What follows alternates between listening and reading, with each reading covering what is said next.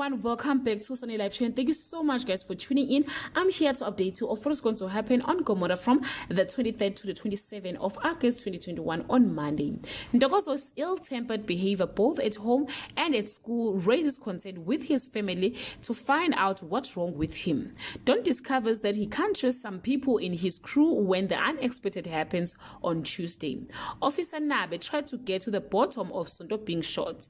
Gladys deals with the woman Melusi is cheating with. Don lies to Zodwa about the shooting on Wednesday. Gladys discovers the worst. Sondo falls into a coma and Mazet confront Don on Thursday. Kudedlamini is beheaded for Divorceville. It's the battle of a king and a queen's head as two kill cards get issued on Friday.